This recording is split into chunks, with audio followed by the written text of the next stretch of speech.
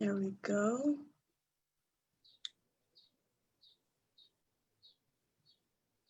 Okay, so you're going live. Perfect. Okay, there we go. So, welcome everyone to Phenomenal Women Global's conversation on navigating America as an African woman. I will take this moment to first of all thank every single person that took time out of their day to be here to join us for this conversation. We definitely thought that this was a good time and a time for us to really sit down and reflect on where we are in America right now, especially as Africans and especially as African women. So before we get started on what we're going to be talking about today, I just wanted to introduce Phenomenal Women Global, the amazing organization that has given us this platform. And to get us started, I will just give me one moment to share my screen so I can get everyone.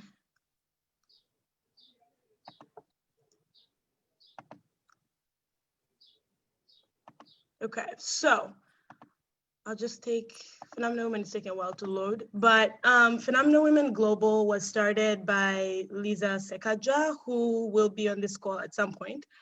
And it was really her hope and dream was that this organization could support African women, not only in Africa, but in the diaspora as a whole. And the main thing that Phenomenal Women does is provide support, whether it is for women in terms of professional development, in terms of health advocacy, education, financial literacy. It's a very good place for a woman, especially if you're of African descent, to find another group of women that have similar experiences, that share a lot of information that could benefit from you, that could help you grow, but also give you a platform for you to share what you have that could help other women around the world grow. It has currently 4 chapters around the country. So there's Phenomenal Women Global Boston. There is one in Kampala. There is one in Zimbabwe. There is the home and first one, which is in Geneva. There is a smaller chapter in London and one that is coming up in South Africa. And Diana, let me know if I skipped any chapters, but I'm pretty sure those are the ones that are active right now. So later at the end of this conversation, I'll be more than happy to share with you how you can join Phenomenal Women. It has been a great platform for me. I love being a part of this platform, and I highly encourage African women around the world, if you're looking for a place where you can have your voice heard, but that you can also be impacted by women that share your experiences, this might just be the place for you. I want to take this opportunity to, first of all, thank the 2 panelists that are here, which is, will introduce themselves in a second, but I really thank you for taking the time to be a part of this conversation. And I will start with you, Regina. Please introduce yourself and let us know who you are and what you're passionate about. Hello, Phenomenal Women. My name is Regina Sanu, and I am a 27-year-old living in New York City. I am passionate about my culture, Matoke, and all of that. I am passionate about education, mental health, girls' wellness, and fashion. So those are the things that I care most about, and I try to see how I can give back through fashion and community development. Okay, and over to our second panelist, Prosi. Please introduce yourself and share with us what you're passionate about. And don't forget to unmute yourself. Thanks, Patricia, and thanks to all the Phenomenal Women. So incredibly happy to be here with you today. Like Patricia said, my name is Prosi Najuma, but I also go by Mrs. Kafuma because I'm a married woman. And so passionate about helping people achieve their success, whatever success looks and means to them. I am passionate about community development, and I do this both here and Uganda through my involvement in Rotary International activities. And that's to do with education, health and wellness, and social well-being of individuals. But also, ultimately, and also one of the most important things that I care about is being a mother and caring for my kids. Nice. First of all, they're really cute kids, can I just say? And finally, I'm Patricia Mumba. I am the focal point for Phenomenal Women Global Boston. So if you see an event that says Phenomenal Women Global Boston, it's because of practically me. I'm very passionate about architectural design, especially the way that it affects the educational realm. And I'm a person that truly believes that if we intentionally design our educational spaces, we can really affect the way that children learn and make it just more effective, a place that's safe for them, but also a place that they feel can be a second home since they spend so much time there. So that's what I'm passionate about.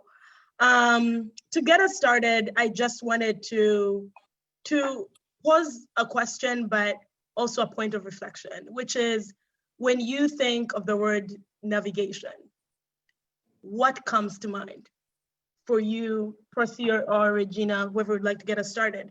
When you think of navigation, what comes to mind? When I think of navigation, I think of planning. I think of destination. I think of having a map. And navigation to me, if I'm navigating a journey, if I'm navigating anything, I am doing this for the first time. So I have my instructions ready and I have a destination. So that's what I think about when I think of navigation. Personally, I look at in life, I'm so driven by results, and I'm so driven by how to get to those results. That includes like the goals. What goals do I set for my life? And when I look at getting into a new environment, what I look at is how different are these two environments, the one that I moved from and the one that I'm getting into. So when I hear the term navigation, to me is how am I bringing what I already have to the space, the new space that I'm getting into? Who am I bringing into that space? Am I bringing in like myself as a woman? Am I bringing in myself as a woman of color? Am I bringing in myself as a human being? What am I bringing in that space? So I think about a lot of things. And so I feel it's the destination, like Regina said, that defines what really impacts how you're going to deal with all the differences that exist in that environment. Yeah, I definitely agree with you. And the first thing that comes to my mind is, what am I bringing to the table? Mm-hmm. That's when I think of navigation, I specifically think, what am I bringing, whether it's with my identity, with my, like, what I've achieved as a professional, what I've achieved in terms of the education that I have, all those things. That's what I think about. The second thing that I think about is, which is kind of one of those things that's dangerous in its own way, but how I'm going to be perceived in a certain space. Mm. It definitely is something that moves with me everywhere. And a good example would be the person that I am with my family at home at the dining table is not the person I am when I am teaching in front of a classroom of children. We're just not the same people. It's the same body, it's the same voice, but there is a certain, I'm very aware and I'm always reading the room to see what am I bringing, what energy is needed, what is not needed, because I have an imposing personality. So sometimes I need to know when to take 50 steps back, or when I need to actually take control and say, you know what, like, this is the person that's driving the ship. So that's what I think about. But something else that I think is really interesting is with navigation, navigation has played a big role in shaping how I identify, right? So, Regina, this would be a good place to tap into you. When you think of the definitions for you as navigation, how has that influenced your journey in defining yourself in terms of identity? So I can be a lot of things. I'm a Pisces woman. I'm a New Yorker. I am a Catholic girl. But I think at the end of the day, the most important thing for me is I am just a girl from Busega. So I never, ever forget that. I'm always repping Busega. If Busega is like listening to this conversation, greetings. So I never forget that. So when I walk into a room, when I think of like the imposter syndrome, I never have the imposter syndrome, because not only do I walk into a room as a Black woman, I am also walking into a room as this girl from Busega. So to me, I always go back to that. So I always focus on what am I bringing with me? How am I getting there? Because all roads lead to Busega. And that's how I can simply answer that. I think to also add to that, I also think about how you're going to be perceived in the new environment you're getting into. Are these people like really focusing on what you're bringing to the table, or are they just, do they need you in the space, or do they just want you to check off a box? Like, you know, we have this diversity group and, you know, we have her, this is it. Are they looking at what you're bringing, or are they just simply, you know, happy that they're going to check some box on some random report to like fill up their statistics? I mean, we think about all those things, and we as African women, I feel the most important thing for us to think about is validating ourselves, knowing what we're getting into. Is it what is leading to our goals? Is that what we want to do? If something doesn't, if an opportunity doesn't present itself in a sense that it's going to lead to success towards your goals, sometimes it's okay to walk away.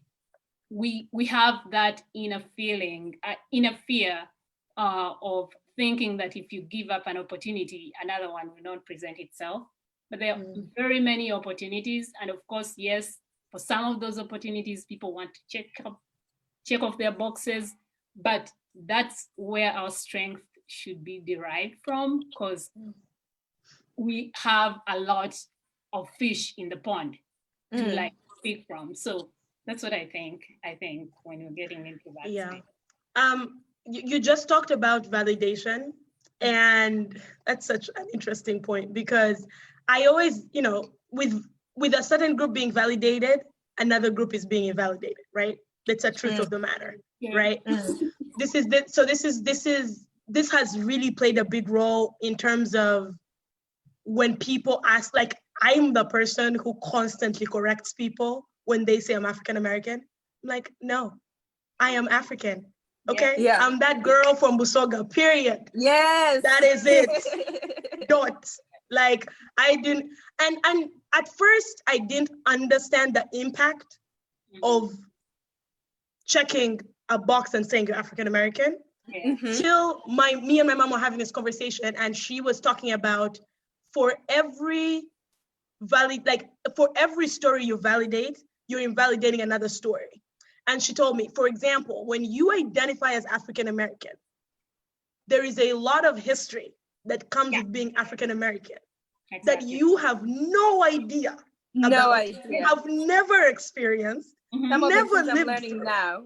So by you taking that box, you're invalidating somebody else. You might not intentionally know it, but you are. At the same time, you are also invalidating the generations that come behind you that are the reason that you're an African woman by identifying by another box. So when I started to really start to ask myself, who am I really had to be aware, which story am I validating? And for me, you know, this is the moment where I had to start asking myself, whose shoulders am I standing upon? who broke their back, who was silent, who never had a chance to talk so that I could have the platform I'm standing on right now. And that's the story I want to validate. So that's why it's so important for me to identify as African. And yes, my passport might say something different, but identity is not about a book. Identity is much more than that. There is, I fluently speak my language, that is something I want to celebrate every single day. I have a home. I have somewhere I come from. Like, I know who my ancestors are. Those are people I want my kids to know. I have a question for Prosi. Yeah. This just made me think. Prosi, do you care of how your children and I don't know whether I'm jumping ahead, but do you care whether your children relate to as African American or as more Ugandan?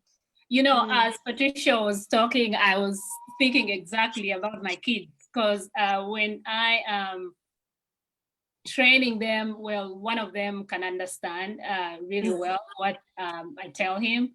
When I'm teaching him like when I'm guiding him, I won't say when I'm teaching him, because I just guide his life. I don't teach him. So that's powerful though.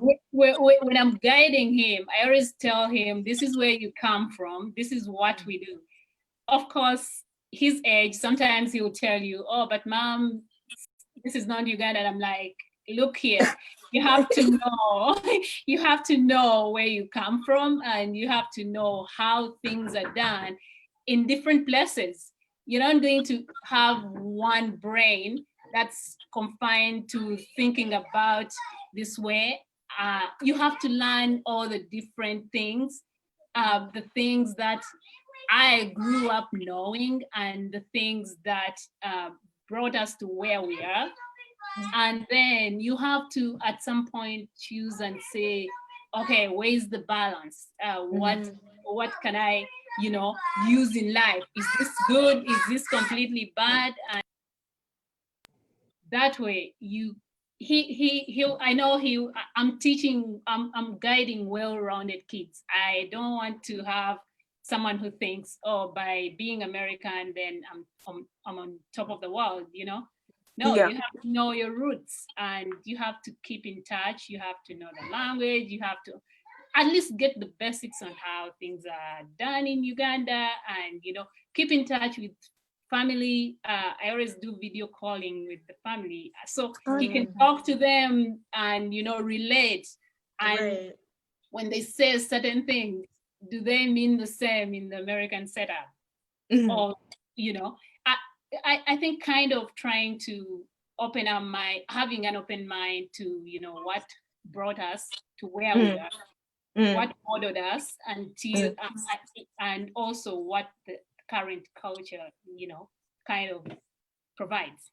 Yeah. Speaking of culture, what are some things in our culture that you might pick and choose? Like, okay, I like this, but maybe I'll let my kids choose whether they want to do this or not. Is there anything in our culture? Because I got something. I got something.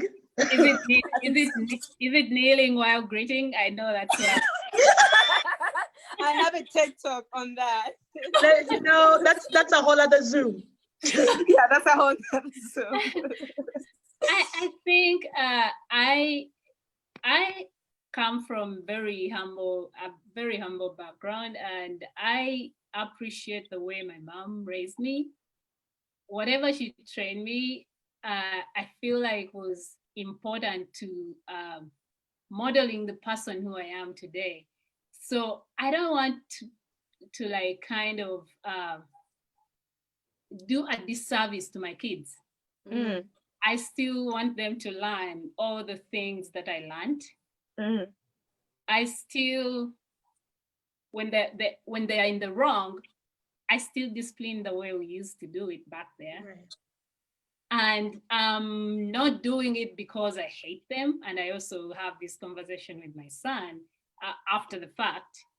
That I'm not doing it because I hate you, or I'm not trying to, be positive, but I want you to be a responsible person. I want you to be an understanding person. I want you to differentiate between, what you think is right and what the reality is.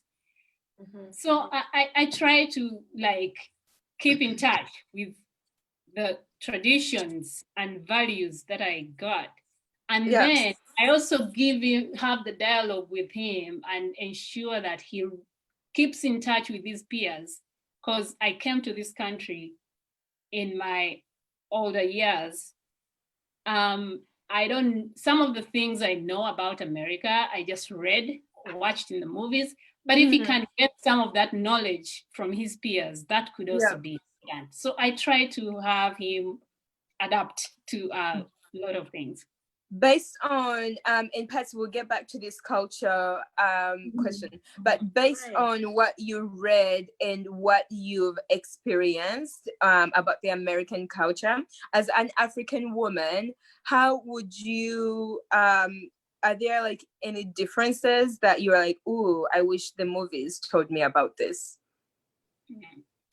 I think one thing that sticks out for me, and this is not what I read, what I see, but this is things that, well, I've experienced with the kids, the way, say, they respond to adults or their parents.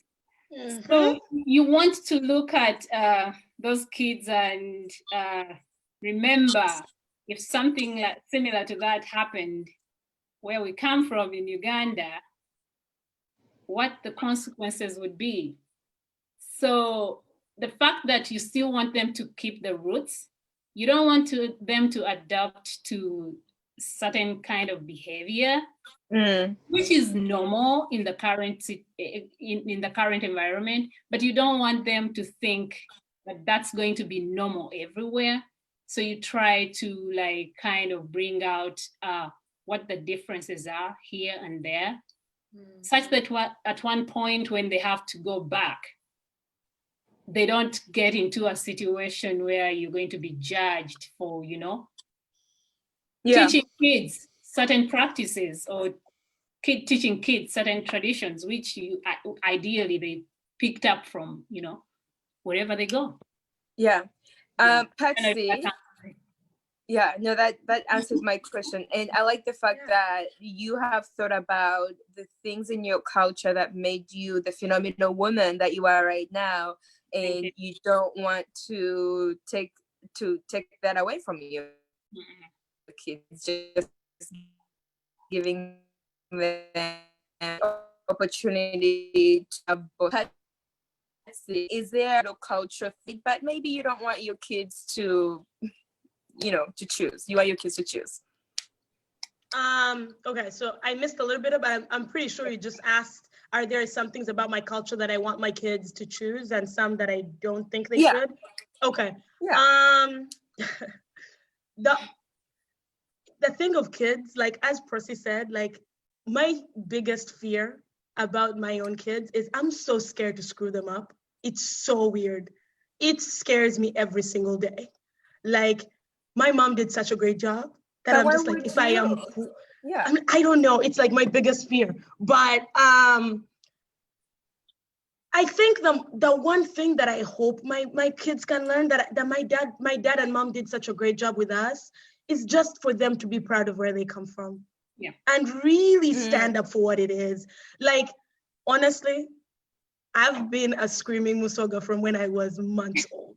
When I tell you, this is like, people think it's a joke to today, but the first language I learned was Lusoga. I was fluent in Lusoga before I even stepped in a classroom. Like when I went to kindergarten, I only knew the alphabet. I'm not even kidding. But I was so fluent in Lusoga that my mom was like, you guys don't even know. Give her 6 months, she's gonna be sailing out of here. But it's one of those things that I never knew why my mom made that decision, but it's intentional choices that grow who your child becomes. Because now, like, I go home and I'll sit with my grandma and we'll have a conversation for hours. But it's because we might not have the same beliefs about a lot of things, but we have this thing that joins us, which is this language that we love and we cherish. And the fact that we can communicate with one another there's a bond that I keep with her that can never break. And I hope my kids can have that, that pride in their culture, that love for the language, and say it's beautiful to have another language that they believe in. But at the same time, and this comes down to my relationship with kneeling down, because let me tell you, it has been a journey, a long journey. But I will say, this is a place where my dad took a very active role. Mm-hmm. He never told me that kneeling was good or that it was bad. He only told me why it was important. Mm-hmm. The why was so important for me that now I can actively choose to kneel. Not because I feel disrespected, not because I feel like I'm being bullied, but because I actually know that this is a sign of respect. It's not just come down in generations. No, this is an active choice to do something. That said, sometimes I kneel down, my dad is like, what are you doing? He's like, are you confused?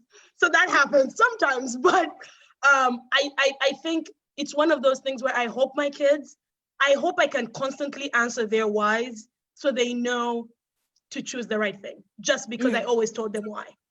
Yeah.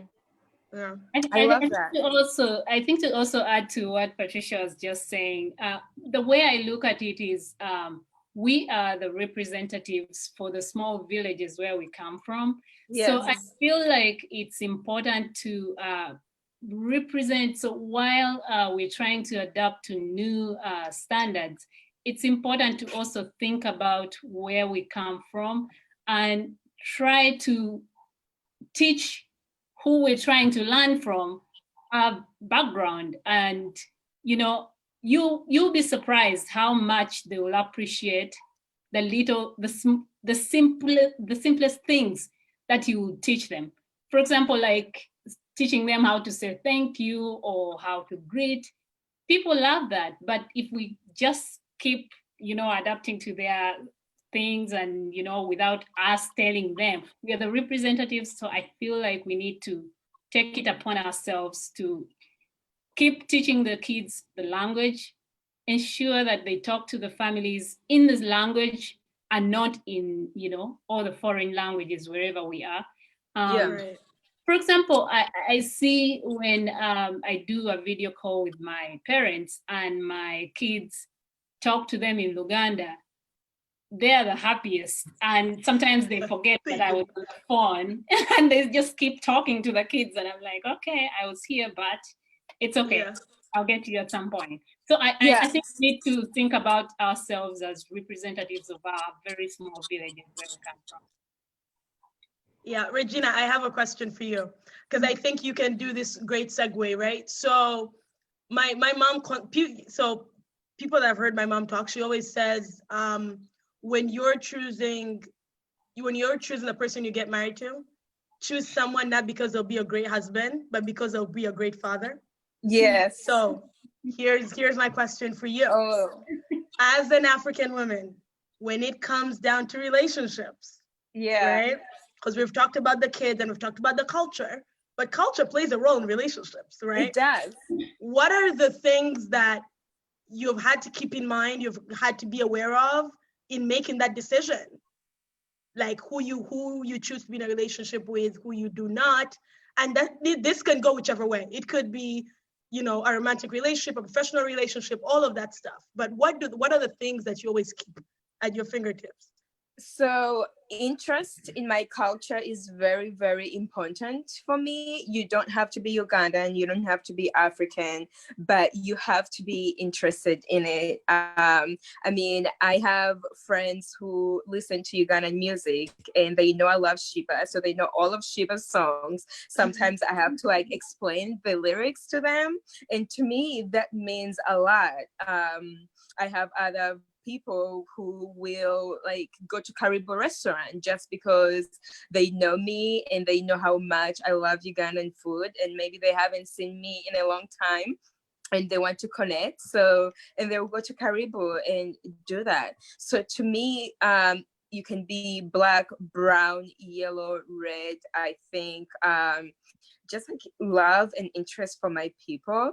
I mean, I remember I used to date somebody who would go out of his way to learn Luganda, and would like say, I would just be minding my business and little things like Mukwano, and I'm like, wait, what? Like, where did you learn that? You know? So to me, that's like the most important thing. But when it comes to like being a father, as I'm vetting them, it's important that they're not, I don't want somebody to beat my kids. I'm telling you, I am going to be honest. I truly don't believe in that. I think I'm going to be one of those parents who would rather have you meditate and think about what you did before like I beat you. I mean, so that's also, so when thinking of what kind of husband or what kind of father I want for my kids, it has to be somebody whose anger has been tested, and I know for sure that they would not beat my kids. I don't know that I answered that. No, you did. But then now, the other thing I'm thinking about, Percy, you're married. I really want you to hear your opinion about this, right? So this is the biggest conflict for me. I'm sorry. I'm working on this. God is not done with me on this, okay? This is called gender roles. Ooh. Gender roles and culture.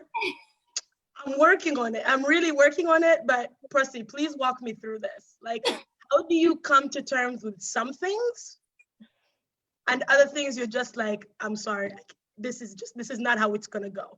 Like, what are is the your things non-negotiable? Yeah, like what's non-negotiable, especially with gender roles, because I know they conflict with our culture in like everything. I think this is an interesting topic. I really enjoyed listening to Regina's checklist, but I think it's what I'll say to Regina first before I answer that is I think as you get close to making that final decision, I think that checklist somehow gets erased. Thrown out of the window. I know, right? Somehow gets erased, and then you start adding some bullet points under it, so you can, kind of figure out how it's going to work. But my thing is, those are my two non-negotiables. Like, I'm not negotiating. Like, either if you don't, so. I think it's helpful for someone to have an interest in where you come from. That is to do with be it someone you're just interacting with, or someone a potential husband, let's say, put it that way. If someone doesn't have that interest, definitely that's not going to work. Personally, what the non-negotiables were at the point when I was making my final decision, the non-negotiables were someone not knowing the language. And also, I think religion also kind of came in, because I'm agreeing on that religion. I thought about a situation where it was a Sunday and someone had to go to a different place, and you also had to go to a different place, and then I was wondering, where would the kids go? I thought about a situation whereby, so maybe one of us would have to move into like the same denomination as the other. But then at the end of it all, I was like, if they also don't know the language, how are we going to do this? So I think, to me, I really cared for the language and the religion. And at some point, I couldn't like bend on any of those two. So Percy, you touched about something really important. So you talked about religion, right? So let's dig into that a little bit. Yes. Religion and spirituality. I can see Charles Mulindo in here. You can start smiling, because you know what? You want to be part of this topic. Let's put relationships aside for a second. Let's bring back wearing the hat of the African woman, right? for me especially, I feel like as a Catholic girl, and now lady, I guess, I've had to really check my relationship with religion, right? And move away from my parents kind of saying this is the religion you belong to, and really move into this is what I truly believe, and owning it, right? So my question definitely would be, how have you grown, morphed, changed religiously in relation to moving to the US? Because I feel like religion and United States of America, they have an interesting relationship. You know, it's a love-hate. Like, you either have a religion or you can do whatever you want. Like, there's an option to just not have a religion. It's possible. But what, you know, how have you morphed and changed and adapted, right? In terms of religion. Pressy, you start us off because you talked about it. Sorry, you broke off on the last part.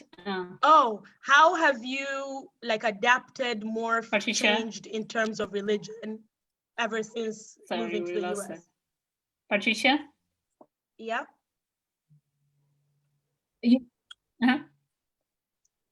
Sorry, go ahead, Patricia. Okay. Did you get my last part or no? I did not. Okay. How have you adapted, changed, morphed in terms of your religion since moving to the United States? I think personally it did. Maybe it changed. If it changed, it changed for the better, because I made the conscious decision at an early stage in my dating life not to think about anything out of my Catholic religion. I really believed in my religion back home. And so when I came here, at first, you know, when you're just trying to figure out your life, you try to jump into one thing and another. And while I was into those one things or two things, I realized that what I needed was someone who is going to help me keep the strength that I had in my faith. Oh, that's so romantic. And so I think having come to terms with that and eventually getting someone in that line helped me not to have a gap in between my move and, you know, kind of settling here. I think I appreciate that a lot. So I think for someone who would get into a situation where they end up with someone with a lot of theories, that's what I always think. Okay. When I talk about someone who doesn't believe in their faith or religions, I think about those people as people who have their theories, and you know, everyone's opinion is everyone is entitled to their opinion, and they have reasons why they think about certain things the way they do.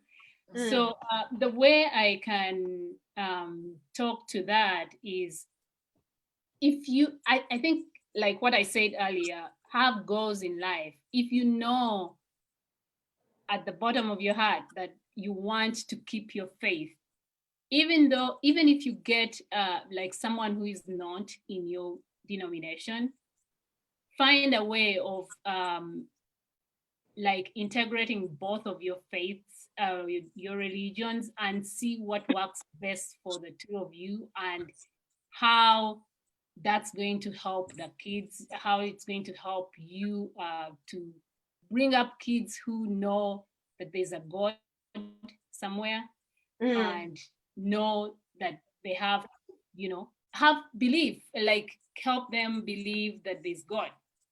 Yeah. That's what I say. Yeah. Regina, can you jump in on that one? So actually, for me, so I went to Namugongo for 7 years, and when I moved here, I come from a very, very Catholic family.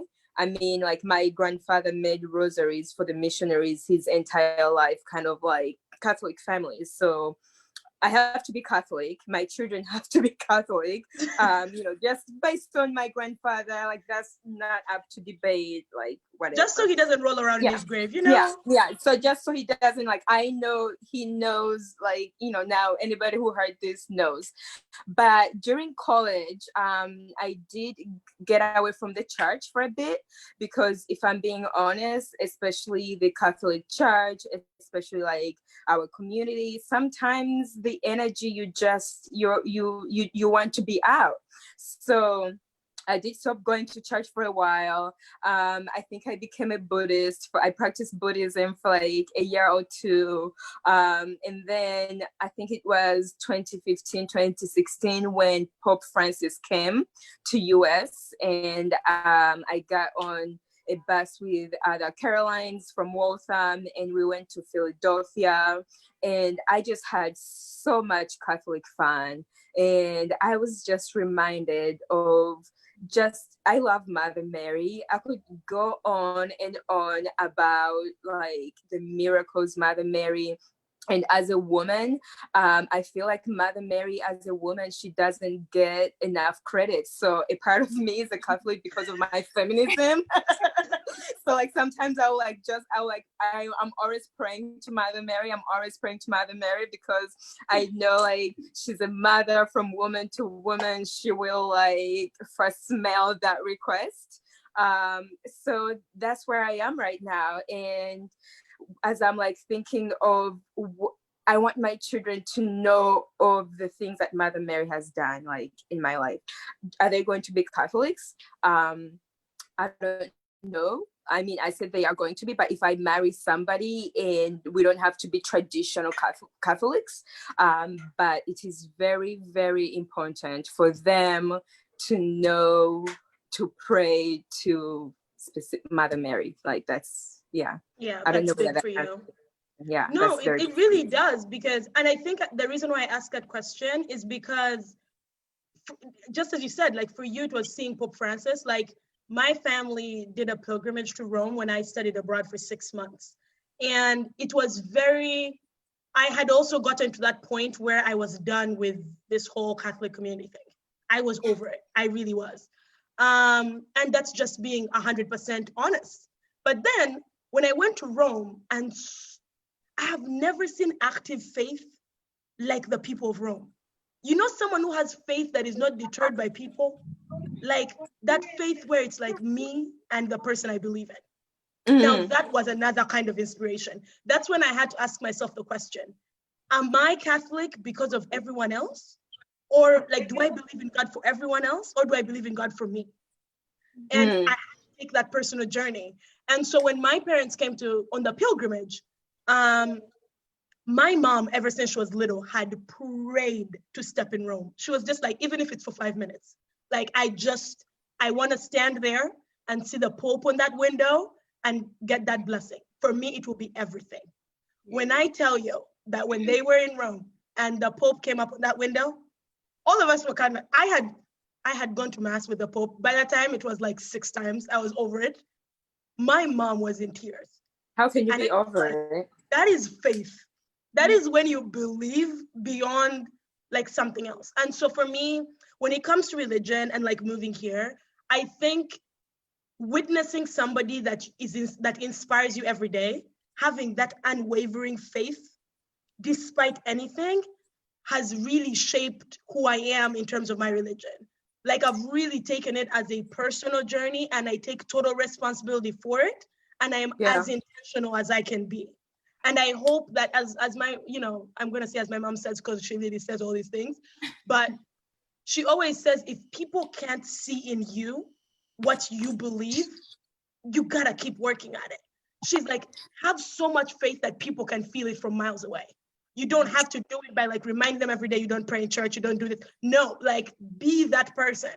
Don't go talking to everybody and telling them how they're not doing something. Yeah, it's so funny. So in regards to, it's so funny that when I moved to New York, sometimes I would go back to Boston just to attend Mass in Luganda, because to me, Mass in Luganda is different than Mass in English. So it takes me back to navigation. I mean, as I continue to think about these things, as I continue to grow, I think like these things, my stance on these things will change. But so far, I've been kind of like finding myself going back to the origin, the roots. Like I want church in Luganda. I want to eat matoke every day. I want to speak Luganda with my children, with my family. And as I think of like my role as an African woman living in America, I have to think of what am I doing to give voices to African girls and my children, and also what am I bringing to this current conversation that is happening like right where I am. So not to, and in a way to kind of like segue from this, based on, because I know it's now kind of like 5:50, and I really this is a question I also wanted Procy to know. Based on the cultural conversations you have with your son, have you had to have the police talk with him, and how did that make you feel, and how did that differ from the other conversations that you've had to have to him about who he is? That's a great question. That is actually very sensitive, especially in today's world. It also reminded me of the things that we used to take for granted growing up as kids. Before even the policing, whatever conversation came up, there's a couple of other conversations in that line that I've been having with him. Be it not walking on the street with your hands in your pockets, not walking with a hood on your head, and, kind of being responsible. The ongoing talk, he's a teenager right now, and he can find this information by himself. So by the time we have the conversation, it's like he has his opinion, I have mine. So like I said, I just guide him. It hasn't been very tough. If it happened at a point where he was really younger than he is now and didn't know what was going on, that would be very challenging. And I really applaud parents with young kids who are going through these conversations. They're not the best. But we as parents, we have to listen to the kids, understand what their opinion is of whatever is going on in society, but also find out from them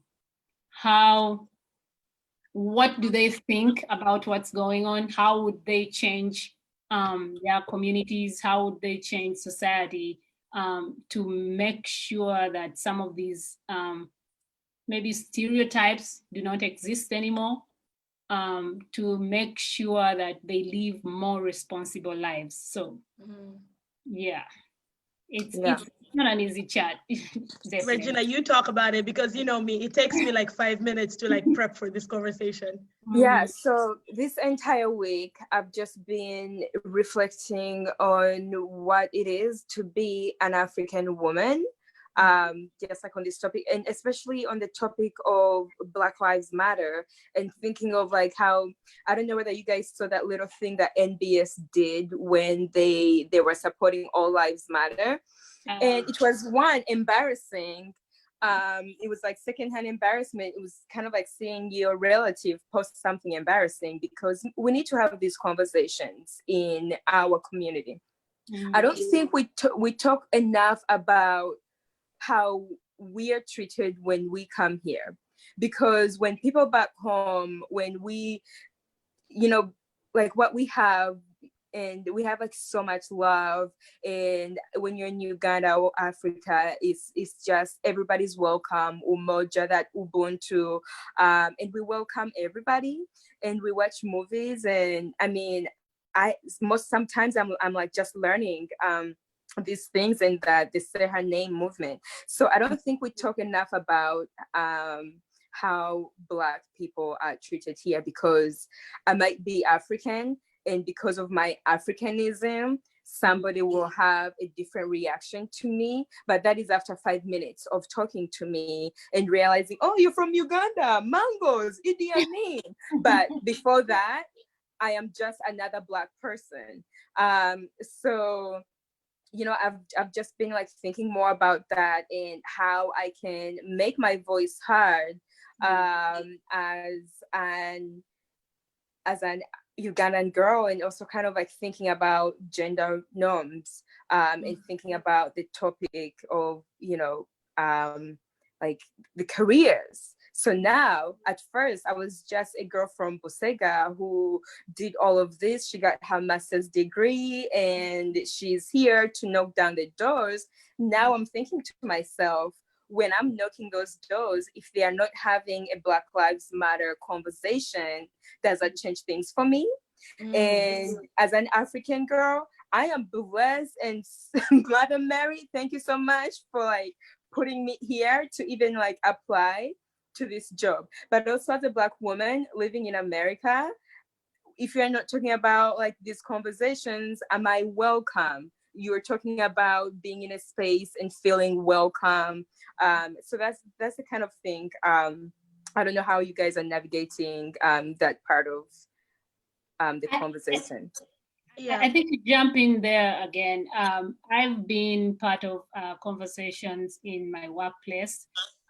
Some of them are like for just the Black community, and then others are diverse. But what I'm learning from this is there's a lack of knowledge on both sides. There's a lot of people that do not know what they're doing. They're doing it, but when you hear what people are saying, it shows you that the whole world has a lot to learn. I think both sides or all of us need to come to the table and like listen up to each other, and everyone brings like their opinions. Like, let's have a conversation on how best we want to move forward.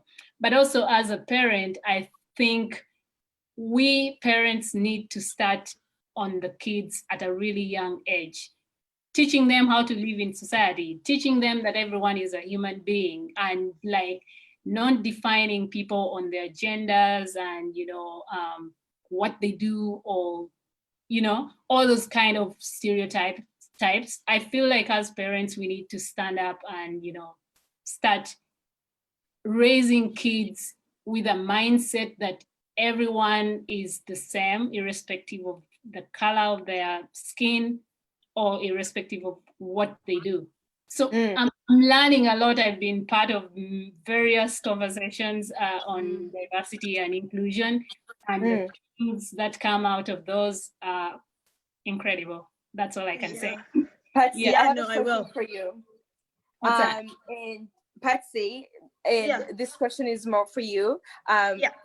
So if anybody is watching this and they don't know about Say Her Name is a campaign that was started to give voices to Black women, because for so long our voices and our ideas, they just go under the rug.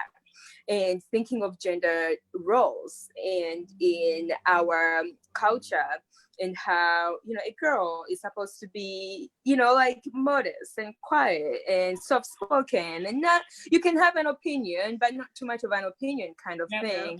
And someone in the comments also said that it is up to the woman to make sure that the children have a religion, but also the children, I think they take a father's religion. So why is it up to the woman? So I guess my question for both of you is, how do you feel that us as women, do you feel like our voices are heard? How do we make our voices kind of like heard?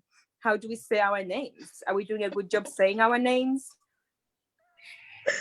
Oh, Regina, I'm feeling very attacked right now, because you know I'm gonna have like a very strong opinion about this. Come on, tell us. Anyway, so before I answer your question, anyone that's on this call, please put your questions in the comments, because we're going to segue into your questions in a little bit. So I'll start this as far back as when I went to school in Uganda. I went to school at Namagunga, and for many people, everyone still tells me it's like the best, like it was such a blessing. Personally, I've had to really question what blessing that was, because I'll tell you what kind of blessing it was. At Namagunga is when I realized who I was going to be as an African woman, what I was going to be able to accept and what I was never going to accept, especially in terms of treating me as a woman. That's one thing I was like, no, this is too much. So I'll tell you, it was that place where the woman has to be molded this way, you can't do this, you can't do that, but you can totally do this. You can express your opinion, but not too much. Like all of those double standards almost, to a certain extent, were I was very aware of that when I was at Namagunga. Here's where the blessing was. The friendships that I made when I was there was based on, as you say, getting African women's voices out there. These were girls that were willing to say what was on their mind and stand up for what they truly believed in, not only as them, but as every single person that was sitting right next to them.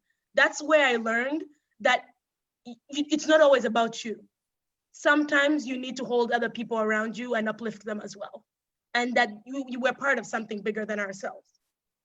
That said, I also learned that no one can determine what you can say and what you cannot say except yourself. Because there are some things where they were like, well, in this kind of conversation, you shouldn't be able to say this, or in that kind of conversation, you should be this. And in my mind, I was saying, is that because I'm a woman? Or is that because that's what the social norm is? You know, why is it that way? And so with that kind of experience, and then switching over to the US and going to the other extreme where it was like, do whatever you want and all of this, that was also too much for me. I was like, okay, not whatever you want, you know, I'm still a Musoga girl, you know, there is some stuff that I need to keep, you know, you have to respect your elders, you need to give people, you know, have to listen more than you talk, like all of that stuff. Like that, I appreciated having that foundation of culture. But I will say, and this is not something that people like me to say, but I know it to be true. And I will speak from an African perspective, not from a Black woman perspective. I do not think that there is enough support among African women for each other. And that is not because we don't want the support to be there. It's because, and I almost feel like it's because we're not getting those active opportunities to give the support. We're kind of like, I'm gonna be in my own space and deal with my own thing. Like, you figure it out. Honestly, like, I think back and I'm like, if my mom was not here with me, I would not be quarter the person I am. Not at all. Because you know what? No one would have held my hand and been like, this is how you do it, you know? And I that's the one thing I hope other African girls that come here don't have to go through. And this is why I'm so happy that Percy is on this phone call, because it's through my mother and actively growing my bonds with other African women in the community that I'm able to like talk with Percy about things and you know, talk about other things with other African women and feel supported. But that support really isn't yet as strong as it should be. It really isn't. It's not yet there. And maybe this is time that we should make those active decisions to make that platform for African girls in the US. I have a question. So I think, to add on to that, I think what I'll say on that is, I feel like it all comes back to the family. If a family doesn't allow like the girl child to speak, I think you lose all that confidence. I'll give my example. I grew up in a family where you had to make your independent decisions on things, and then you only talk to the parents for guidance. Wow. And in some way, like I saw families where it was the parents to like rule the world. They used to tell you what to do and you had to do that. That's not how I grew up. We had to have a dialogue on things. And so coming to the United States didn't affect me a lot because I knew when to talk or how to talk. I think what sets us back as African women in Africa is maybe the way we package what we say. I know we're required to package it a certain way, but I think the way we package what we say is what lets us think that we don't have the support. So to say. But if the families were on board and, you know, dialoguing with the kids and the girl child, you know, kind of having a conversation to kind of learn from them and then teaching them or guiding them through, we wouldn't have the problems or the trouble we have moving into foreign lands like we do. Yeah. I have a question, and I think it also adds to your point about it being family.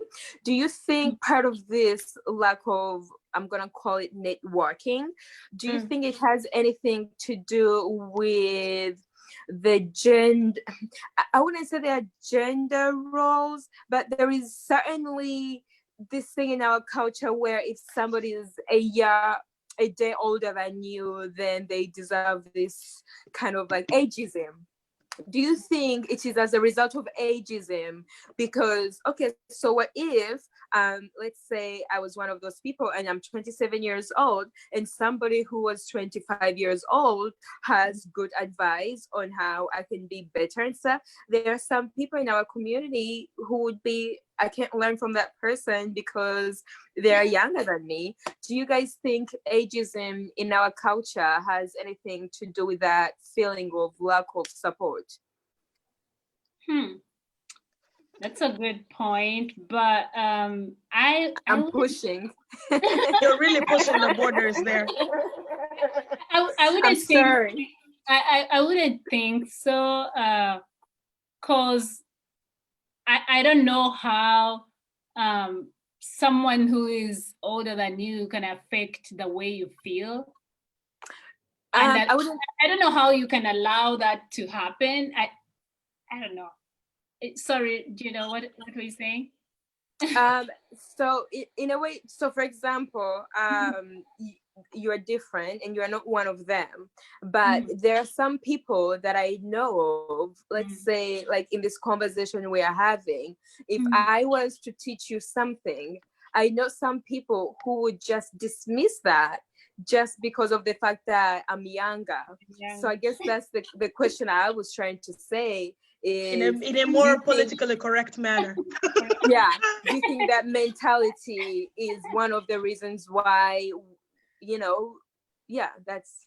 I think depending on where you are or what group of people you're addressing, there's a category of individuals who whom their ego will take on like their decision-making things, and they won't think that someone in a different like category than they are can really bring something positive to like help them or you know, develop them.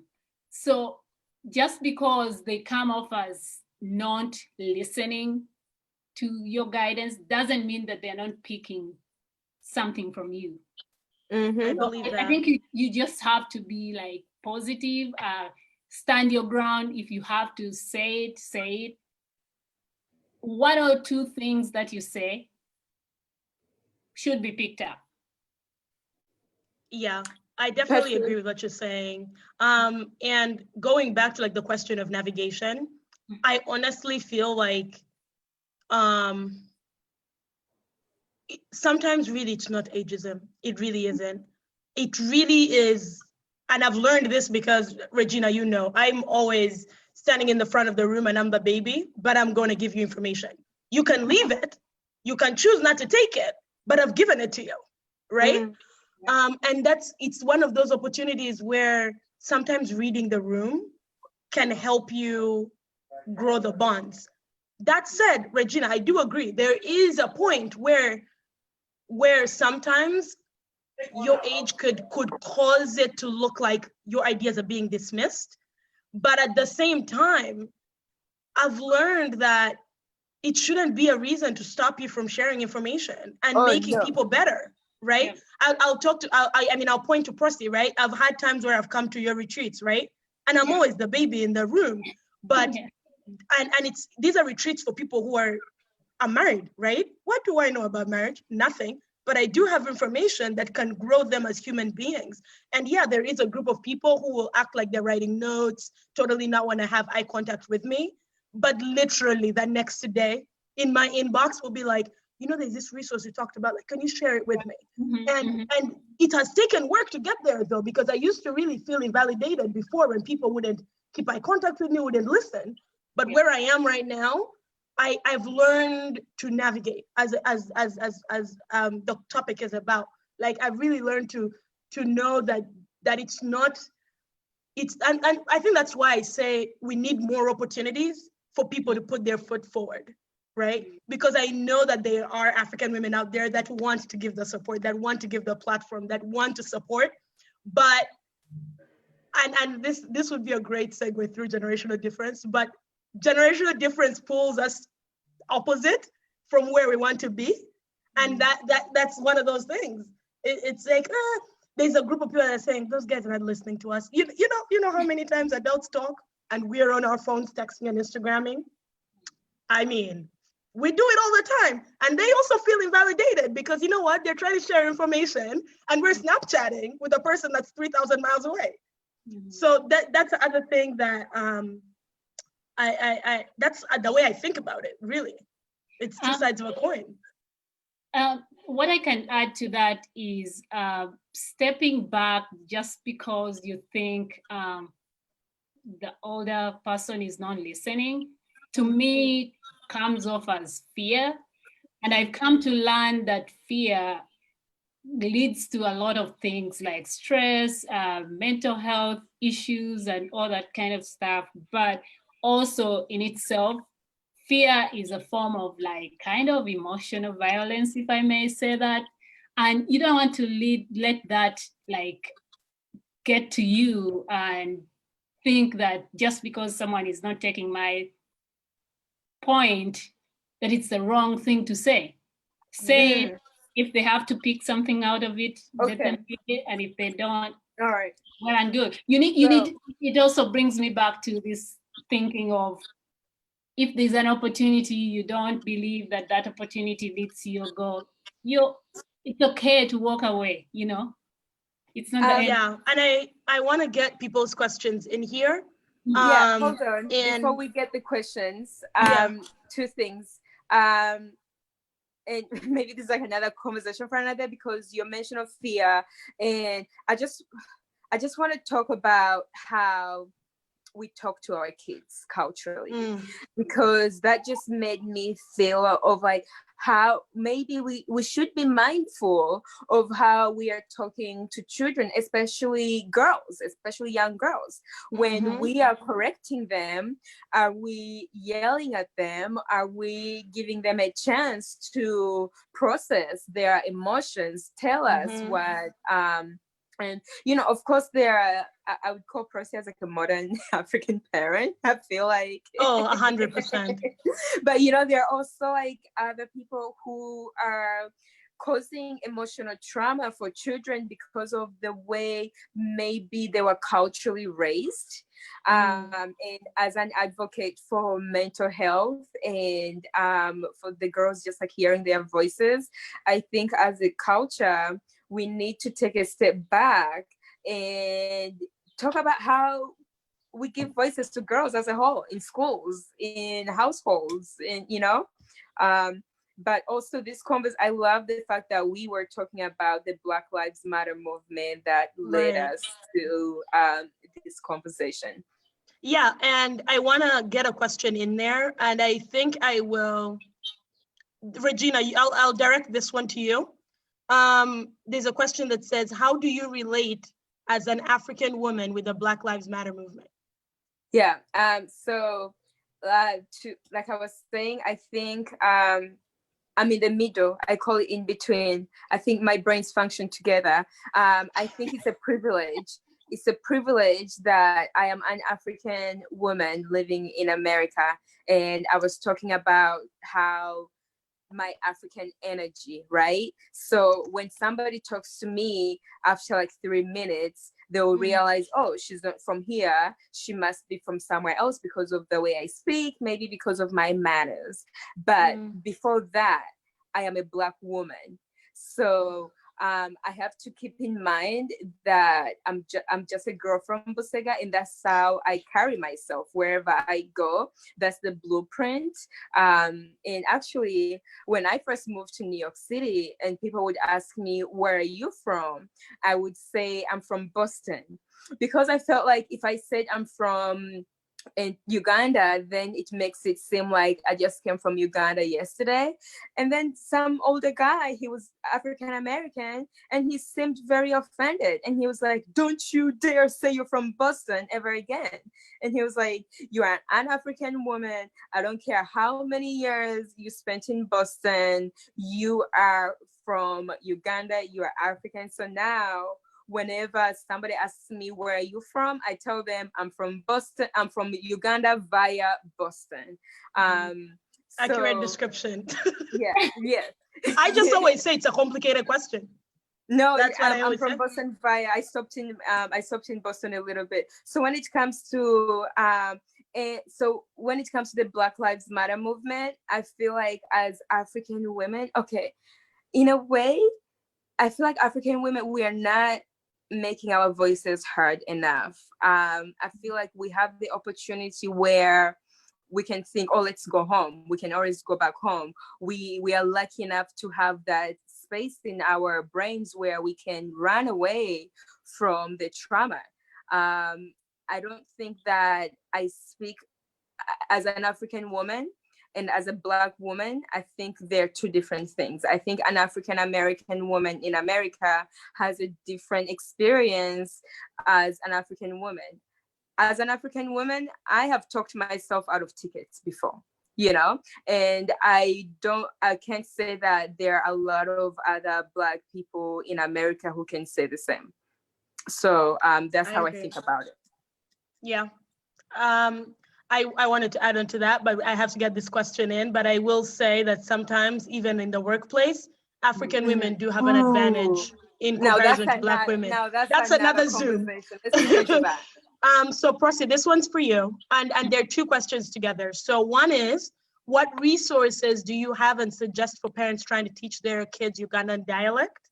And the other one is, how have you balanced career and family? I know. Obviously. So for the first one, I was so lucky that my husband is from the same tribe. We are Uganda. And so we don't struggle a lot by getting books or audio like shows to get to the kids. We speak to them in the language, and that's how they learn. But there's someone who is doing, if I remember the name of the YouTube videos that sometimes we have our kids listen to, I'll share that with you, Patricia, and you can share it. Because there's a lot of like nursery rhymes in Uganda that our kids listen to. There's a lot of like cartoons for kids. And yeah, we use those. But the most important thing is us as adults in the house to like ensure that the kids are speaking the language. They are singing all those interesting songs that back then we didn't know the actual lyrics. We used to put in our own words, but I find them really helpful at this point.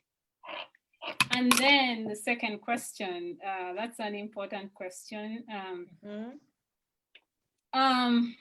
Yeah, it's navigating this country as an African woman, working woman, is not a bed of roses, I would say, but you have to prioritize your life and know what happens and when. But what has worked for me is to first make sure that I'm in touch with my family. I mean, my kids, my husband, in the house, make sure that we are okay. And then use that in my workplace. It gives me the confidence when my family is doing well. It gives me the confidence to every day walk into a room and be ready to present who I am or what I bring to the table.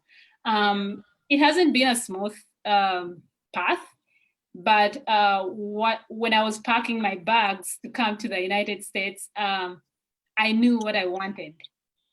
I'm on the road to that destination, but knowing where I wanted to be and knowing how to get there is what has kept me sane, so to say.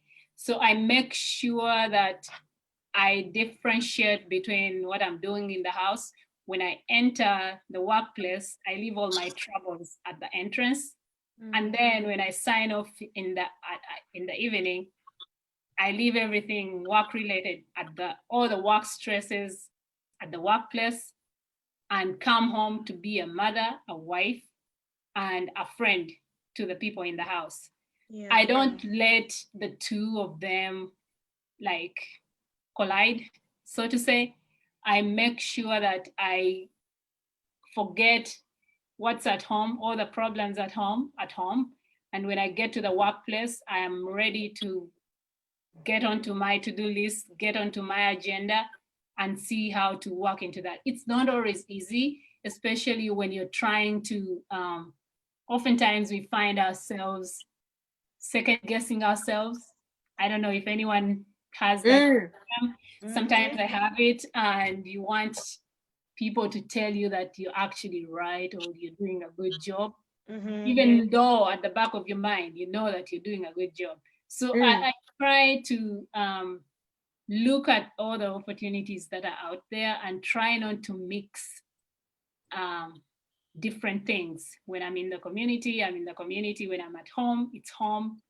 When I'm at work, that's where I am. I have a question about work and you living kind of like checking yourself. I call it like do you ever code switch? So let's say you said you leave your troubles at work, which I feel like that's everything, but do you ever kind of like turn off maybe the African woman in you before you go into work? I don't know if that question makes sense. No, not fully when I get into work, but depends on what room in the workplace that I'm getting into. Because you get into a room where the people in the room do not know, even if you were to like start a conversation right there, they do not know or even don't have the time. Listen to you showing them like your Africanism. Then you get into another room where all they care about is how you look or how you speak. So I'm not the same person in all the rooms in my workplace. If that okay. Yeah. So on that, what kind of advice would we give to our little girls? Because I've been in a situation, I've also been in a room where I'm like, okay, I'm being a little too Ugandan right now, Regina, take it down a notch. But when I read like self-help books, when I read like career books, you know, like books that are supposed to help you along for the navigation, they are written generally for the woman, for the girls, but then we are Black women, we are African women, and sometimes, and depending on the professions, I feel like we've had to code switch here and there. And Patsy, I don't know, do you ever find yourself code switching, maybe subconsciously? Well, for me, code switching has been like that. It's so normal in my life that sometimes I have to like, I've heard to actually take a second and be like, Patricia, this is not serving you. This is really not serving you. Because, you know, like I moved from Uganda to a predominantly white neighborhood. And then I went to school at a predominantly white school, and now I live in a predominantly white neighborhood again. So code switching is like the way that I survive. That I don't even know how to describe it any better than that. But over the years and the older I've gotten, I've realized that code switching doesn't serve me. And that when I walk into a room, I walk in with everything that I have to offer. I walk in with the educated Patricia, the African Patricia, the Black, like all of it. I bring it in with me. And that all these things are just adding on the toolkit that I come with. And that they're not bad things, they're just tools in my toolkit. That's the way that I've started to do it. Because it is emotionally draining to try to be 5 million things at the same time. It really affects you mentally and really drains you. That's why I tell you, like, I'm so scared to screw up my kids, because I could not imagine if like I didn't figure this out and then I like had to guide a mini Patricia. That would like kill me a little bit. But yeah, that's the way that I view it. You keep on saying that, and I just wanted to say that, first of all, I don't think you would mess them up because your mother wouldn't let you. Let's start from there. That is true. And second of all, I think you would make a wonderful mother. So even take that out of your like vocabulary. Don't ever say that again. We're erasing it. Please. Thank you. But also, I feel you on that fear, and that's what I call being in between, because I feel like as a Ugandan woman, 27 years old, there are certain things that I have been through that have made me who I am, and I'm grateful. And this kind of like, I don't want to tell my kids, oh, at 26, I wasn't doing that. At 26, I was doing this, you know? So I want to work for my kids, and I want to provide for them literally everything, but also at the same time, I don't want them to feel like just because I didn't go through the things that my mom went through, she cannot relate to what I'm going through. How do you navigate that as a mom, Percy? Because what's like that? Your kids, they are going to have different struggles. Ugandan struggles, but maybe different struggles than the ones that you might have gone through. And most adults have a saying that when I was your age, I was doing this, so you need to shut up. Or when I was your age, I was carrying water, you know. So how do you keep that in mind as you're being there for your children? I think that's a motherly thing. Sometimes you think what you did was the right thing to do, but when I am guiding them, I try not to make them be what I was. I actually want them to be a better person, because I feel like there's a part of me that I wanted to be, or that I wanted to be, say, at this age, that I feel like I haven't gotten to. So I want them to start from the point where I've managed to get to, and be the best people, even better than who I am. I don't want them to like, just because like, let's think about like, say, the social aspect of life. When I was growing up, I didn't go to club, you know, because I had my reasons. I hated crowds, and that's the reason why I didn't ever do that. But am I going to sit here and tell my kids, oh, you shouldn't go to, you know, hang out with friends, you shouldn't go clubbing, or you shouldn't do this and that? No, I want them to explore as much as they can. I want them to learn as much as they can, and then make the choice of what they think will make them better people in the world. What I look forward to is seeing better people in the world, better representatives of our family, our roots, better representatives of where we come from, our country, our village, you know. I don't want them to, you know, stick to what I learned, stick to what I did. No, I want them to be better, much better than who I am. Yeah. Diana asked whether it's easier to navigate America as an African woman, or is it easier to be an African woman in America or back home? I had a good time in Uganda. I knew my way around. everything, and I knew how to, of course, having learned the tradition from a very young age, getting by was smooth. Mm, So I feel like there's a lot for me to learn navigating America as an African woman mm, compared to how it was. There are pros and cons on both sides.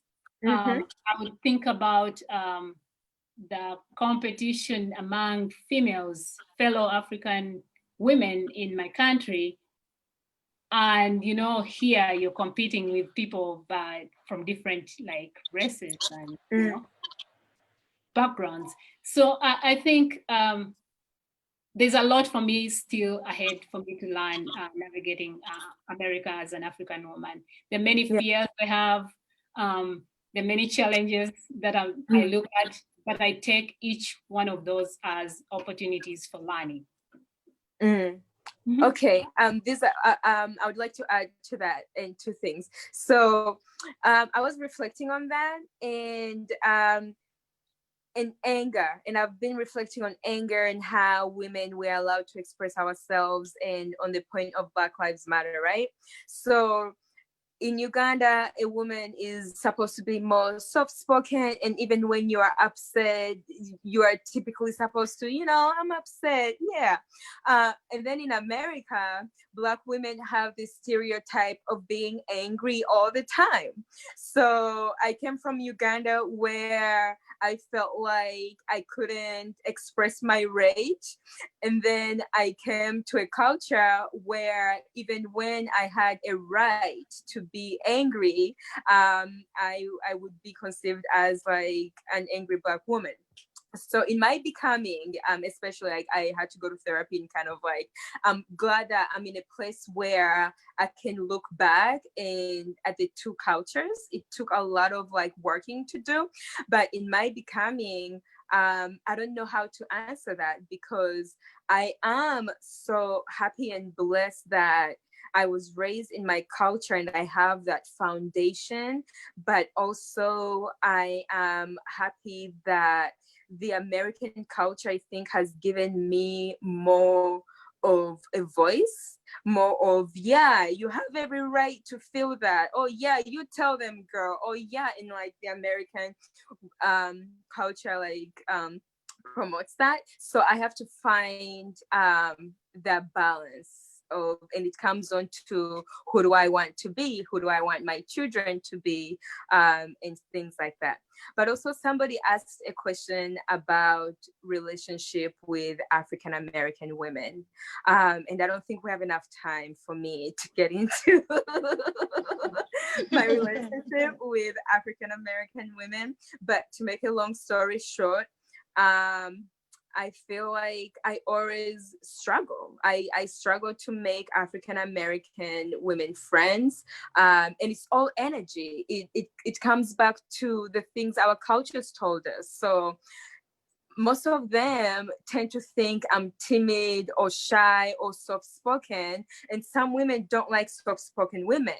So if I'm the kind of woman who I want someone who knows their opinion and stuff like that, if I see somebody with the energy of, oh, even when I'm upset, I'm just going to do this, then there is usually that clash. But studies and surveys and jokes exist in our culture about how maybe one group thinks that they are better than the others, and my comment about the African woman privilege, the fact that in a stressful conversation I can talk myself out of something or anything. And I notice myself when I get upset.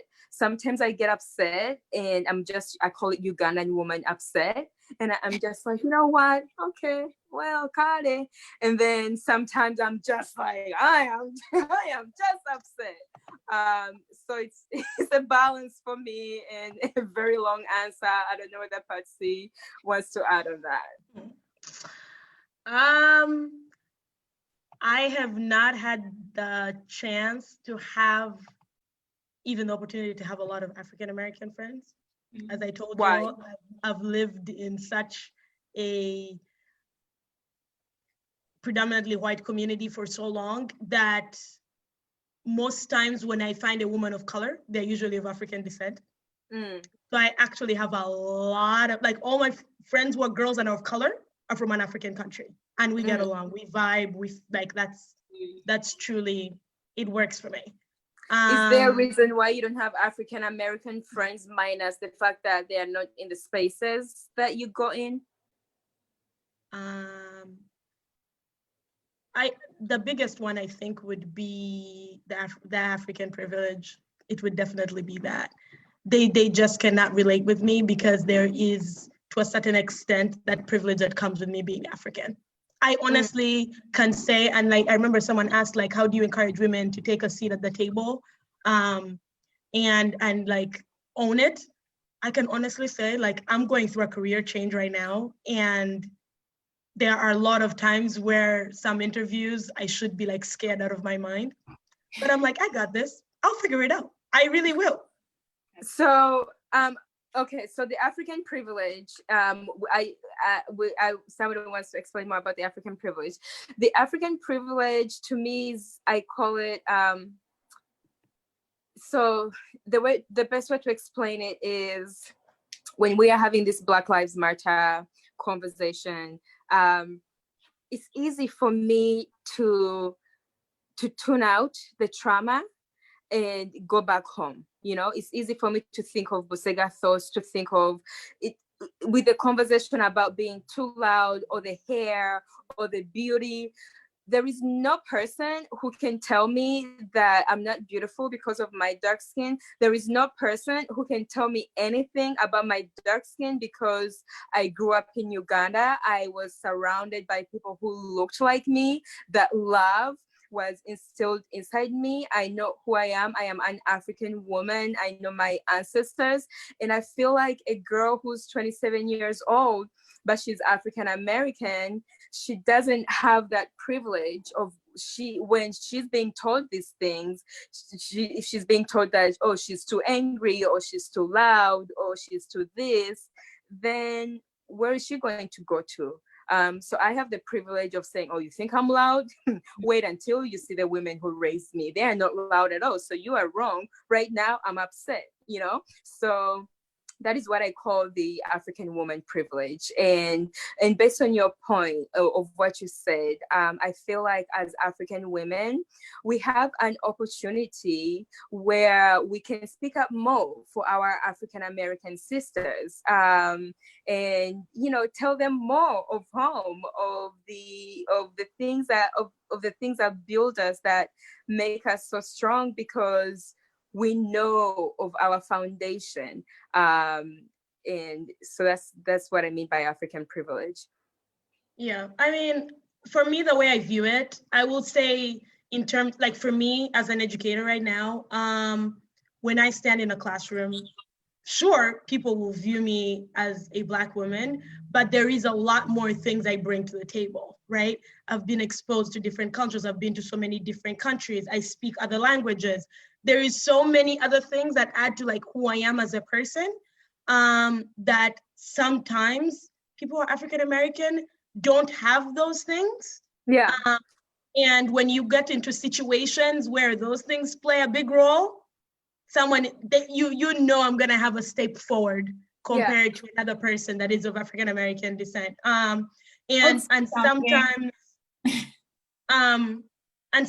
sometimes I have to be aware of that, and that's where it comes into validation and invalidation of different groups of people. That's Rosie, what were you saying? So what I wanted to say, and I'm bringing on my mother, like, as a mother, I'm speaking as a mother. So the relationship, I feel like we as African women here in America, we have to find a way to kind of forge it, because I'll speak for myself. I have a girl, I have a daughter, and down the road, she's not going to have that same African privilege as I have. Exactly. Yeah. Because of that, I have to try and find out how these African American sisters of ours why they do what they do, how they do it. So the way I've done that is try to get like a network of a few of them, see how they do their thing, and because at the end of the day, that's where my girl is going to end up, and I don't want her to be treated. Obviously, she's not going to have that Ugandan anger kind of thing. She's going to have more of the American to express herself. Yeah, she's going to be more expressive than I was. So I try so hard to get to engage in that group, to kind of find out, because people do things because of something that you are totally unaware of. Exactly. So kind of trying to empathize with them, and use that privilege that you have to kind of learn what they're going through. You have somewhere to go back to, they don't have. How do I connect with them?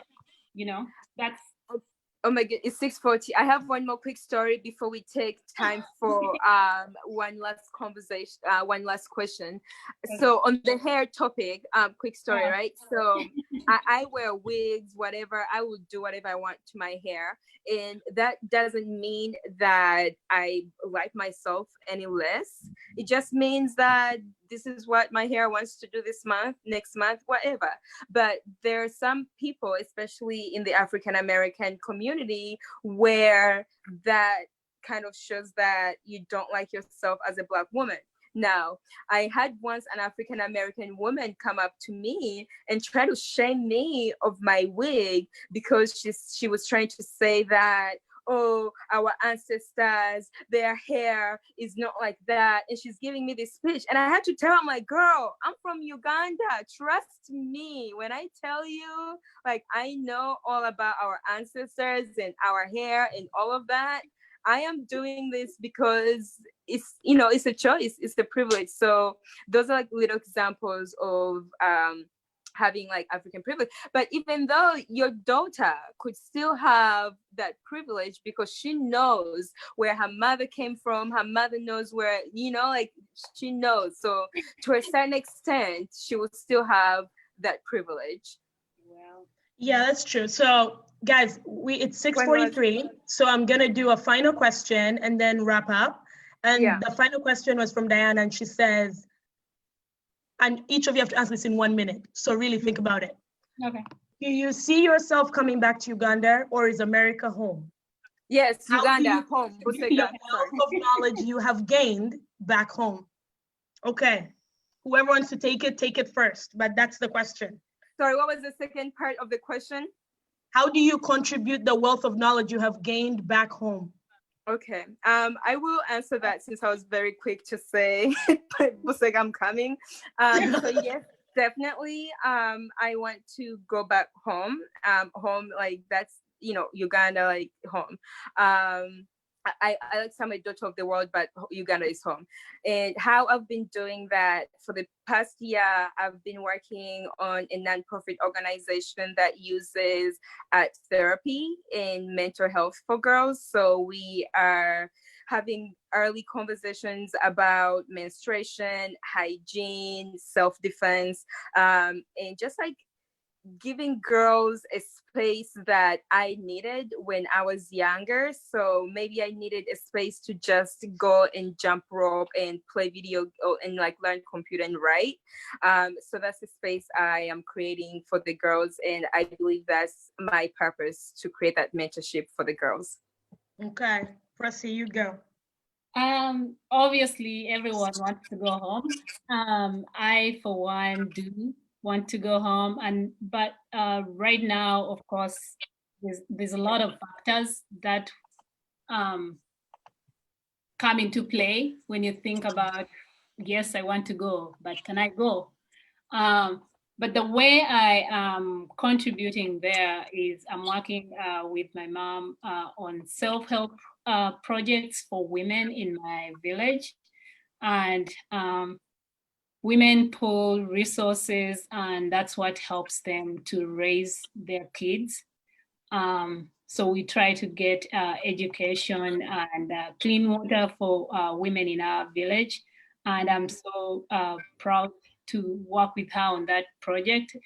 Whether I personally am on the ground, I feel like, or not, I feel like my contribution to those women, because these are some of these women helped raise me. So like giving back to them is an honor that I take seriously. So, Okay. yeah. Do I believe that I will go home? This is a conversation that I have had with my parents quite a bit. They're definitely like, we're packing up, we're going. I truly believe it is going to come down to my children. They will definitely always know that there is home in Uganda, but right now, I don't realistically think that I can relocate and go back to Uganda full time, especially if my kids are born into this culture. Because even now, like when I go home, yes, I'm Ugandan. Yes, I was born there. Yes, I lived there for years, but I still feel like an in-between kid. Like a lot of people still tell me, you're kind of not Ugandan enough anymore. There's something about you that's weird. But then even when I come to America, it's like, but you're not American enough.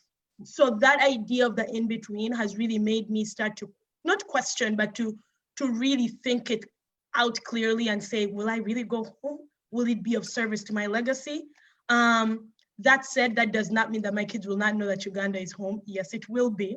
They don't have a choice about that. But yeah, as of right now, I could not say that I would relocate back home. I would definitely be wishful thinking. How I'm contributing to Uganda, definitely one thing I'm really passionate about is how education contributes to the people that come out of Uganda right now. I really think that our education system has good things, but with good things come really some really broken, bad things. And I'm really actively looking for my place, whether it's as a consultancy or policymaker or whatever, to really get the education system to serve the Ugandans of 2020, not the Ugandans of whenever our system was built. Because kids, I feel like the next regime of Ugandans need to start thinking beyond, I'm living off of what my parents have given me. They really they need to start to learn to be of service. Not saying that that they're not, but there are some things that almost the system is rubbing them off because they have to fill a box and they have to take an exam and they have to do all of these things that almost like their minds are not utilized enough to grow them towards a world where it's going to be a global village and that you're part of something much bigger than just Uganda. And so, yeah, I'm really, I speak at a lot of schools. I consult with a lot of schools that are looking at how can they make the education system serve their kids, not only as students, but also as well-rounded human beings. And for me, that's super important to me. Wait, I just wanted to add, yeah, Regina. Was the moving back final? For who? The question didn't say we are moving back forever. I just wanted to add that. Oh, I thought that, yeah, I thought it said moving back. Yeah, well, if it's just to move back for a month, I can go for a month. Okay, I just wanted to say that. But I just want to say thank you to Regina and Percy. You guys are amazing as always. We always have conversations, and this, every time I posted the poster for this conversation, I kept saying that for the first time, I am on a full panel of people that like not only inspire me every day, but that we can really have an honest and authentic conversation. So thank you for being here. And Jerry, you are missed. I know, Jerry, you're really missed. Jerry was supposed to be here, but there was a family emergency, so she was not able to make it. I just want to share a little bit of information about the wonderful organization that made all of this possible, which is Phenomenal Women Global. And at the beginning, I talked a little bit about what Phenomenal Women does. And it's a nonprofit. And if you look in the people that are on this call, Lisa is somewhere. She's one of the founders of Phenomenal Women Global. And it's an organization that supports women of African descent and Africans around African women, not only in Africa, but around the world. And I talked about how we have focal points in, North America, the UK, Uganda, Zimbabwe, South Africa. I didn't know we had France, but as you know, we now have France. And this is, this is what they do.